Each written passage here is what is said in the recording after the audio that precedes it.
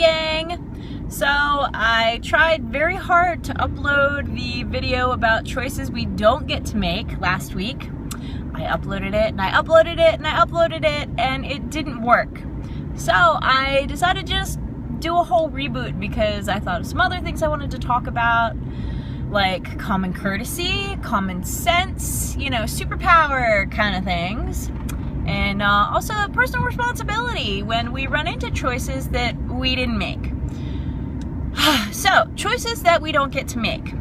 There's like a bajillion things that fall under this category. For instance, the barista at Starbucks screws up your order. You didn't make the choice that she was going to screw up your order. You make the choice to drink it or send it back, right? Right. What about choices like your car breaks down, you break your arm, you lose your job, your partner falls out of love with you, your partner cheats, somebody you love passes. All these sorts of things fall under the order of choices we don't get to make. So what do we do in these situations? Well, obviously we react. Not always in a good way. Sometimes very poorly. However, it is our choice how we react to these situations. And a lot of times for me personally in my journey, I have learned to close my mouth for 5 seconds, at least 5 seconds, and think before I speak or react. Because my first reaction when someone is a jerk is just to be like, well, you're a giant butt. And I do not feel like dealing with your crap. So, go screw yourself. As an Italian, that is absolutely my natural reaction to dealing with most everything. Now, obviously, there are situations where that's not appropriate. True. And with stuff like personal health issues, I can say that to myself, but it doesn't really work out. So how we react and make choices surrounding choices that we never got to make in the first place speaks a lot about who we are and where we are in our journey. Obviously, how we see teenage girls dramatically react to everything is a very different place than where we are on our paths, whether we're college, married, kids, divorced, kids are away, whatever. Everyone has that different level of experience and maturity that they bring to the table. So obviously your reaction is not going to be my reaction, and my reaction is probably not going to be your reaction, and that's okay. But we do have to take personal accountability for whatever our reaction is. For instance, when I was evil, obviously the fallout from that was something I could care less about. And that's pretty much the truth with anything that really upsets me, to the point where I actually say exactly what I feel when I'm feeling it. It's true, sorry. Not sorry. And I feel like a lot of people have the same kind of experiences, maybe in a different way. A lot of people I know that quit their jobs when they were really just emotional and feeling everything that they were feeling, and said exactly what they wanted to say and quit. Well, that's great if you have something else lined up, or you have the savings to lean back on when you can wait to find another job. But if you get laid off, and say whatever you want to say at that point, you're still laid off. So hopefully you're prepared for that. But I wouldn't be. I don't think a lot of people in this day and age are. The economic situation is tough. I don't care what the magic people on TV say about the unemployment numbers. There are a lot of people I know that are intelligent and well educated that are poor. That's not a choice we make. We can choose to work 3 jobs and work harder and get whatever we need to scrape by. I don't know a lot of rich people, and that's okay. I'm sure those people work very hard. But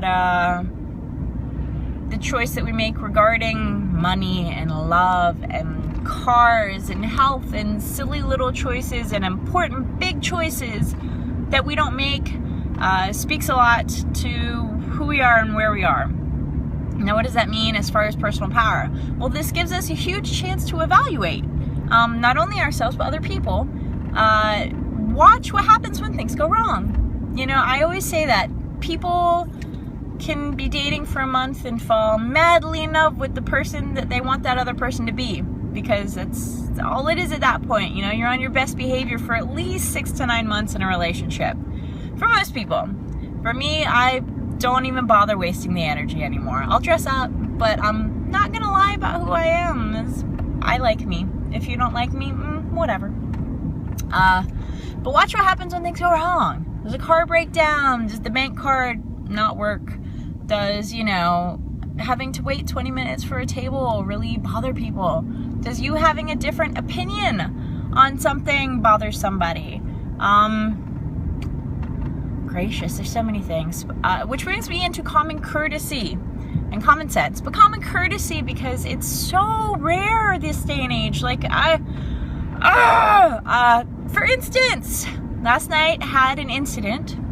I will kindly call an incident, because my partner / roommate went out. Fine, no big deal, whatever. When you have kids or you have a roommate, it is common courtesy to say, hey, I will be back at whenever, you know? When there are kids involved in the equation, obviously bedtime is an issue, so you want to make sure that if you're going to be home after whatever the bedtime is, that you be quiet. Common courtesy, like really, that's like not even, that's like bottom of the barrel kindness, okay? That's the bare minimum. So I asked, you know, are you coming home? I don't care if you are or not. Just communicate to me. And there was a whole argument that ensued that didn't need to ensue at all, because I was seeking common courtesy that wasn't given. Now, how did I react to that? Not well. Your butt. And I should have risen above, I imagine, and just ignored it, because at that point he was probably drunk. And alcohol impairs a lot of things. There should be an app on your phone that, unless you can do math very quickly, you should not be allowed to send texts at all. I probably couldn't do math too quickly sober, so that would even be challenging for me. I'd have to concentrate on that.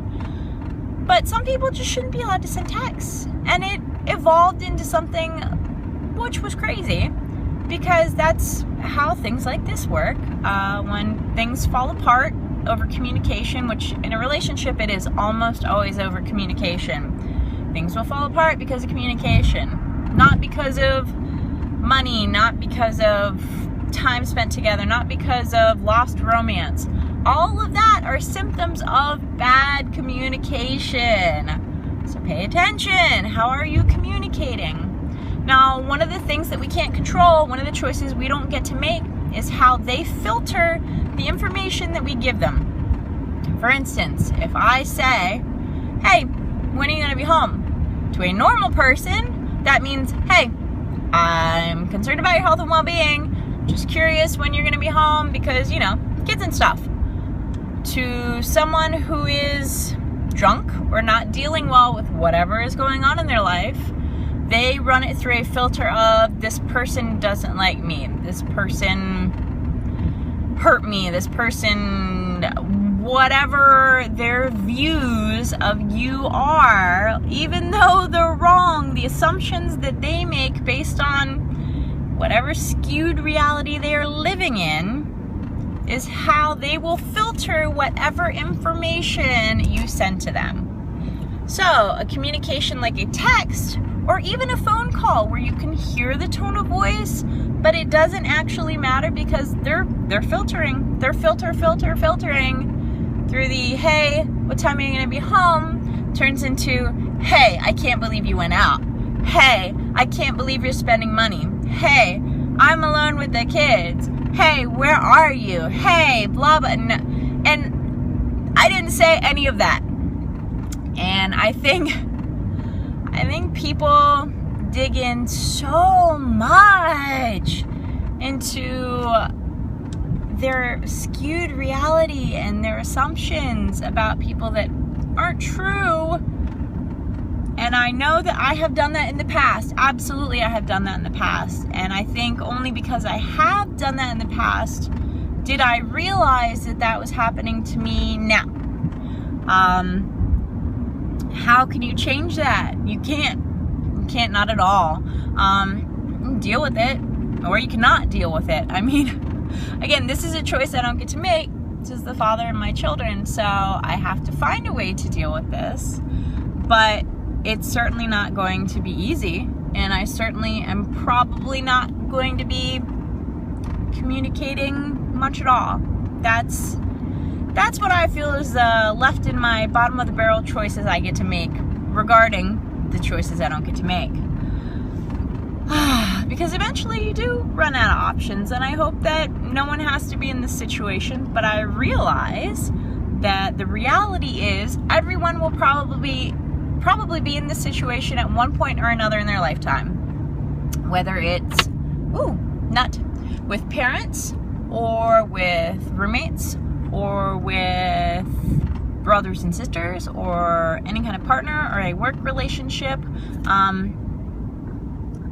The reality of it is, if someone else has filters that they view you through, you cannot control how they skew the information.